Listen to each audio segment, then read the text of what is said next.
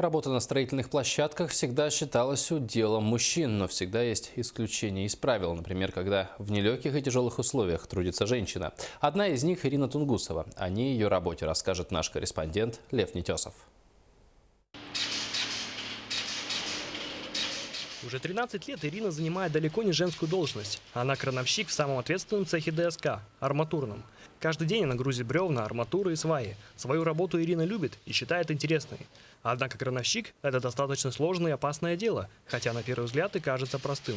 Работа повышенной опасности. Не дай бог какое-нибудь маленькое движение или не так зацепили, груз упадет. Это очень ответственная работа, поэтому надо здесь работать очень аккуратно, внимательно. Тут нужен глазомер, быстротечная реакция и внимательность. За годы работы Ирина зарекомендовала себя как хороший ответственный сотрудник. Начальство доверяет ей даже самые ответственные работы и всегда может на нее положиться. Трудолюбивый, очень хороший характер. Она, хотя работает и на кране чисто, она как организатор. Она своевременно все подвозит, разводит каркасы. Знает свое дело. И хотя ей уже давно на пенсии, мы надеемся, что она будет и дальше продолжать работать. Отличный специалист, ответственный работник, но в первую очередь мать 3 детей и бабушка 4 внуков. Несмотря на свою занятость и усталость на работе, Ирина Афанасьевна всегда находит время и помогает своим детям сидеть с маленькими членами семьи.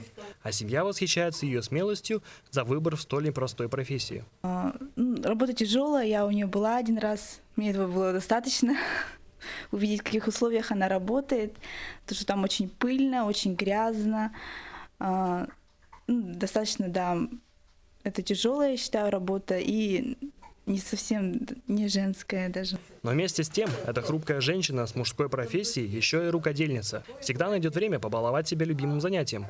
Ирина занимается пошивом платьев, якутских нарядов и увлекается вышивкой. А летом я занимаюсь, люблю ходить в лес.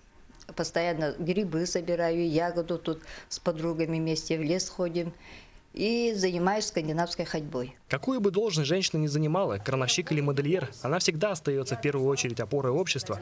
Поэтому думать и заботиться о женщине нужно не только 8 марта, а целый год. Лев Нетесов, Дмитрий Сергучев, Иван Семенов, НВК СХ, Якутск.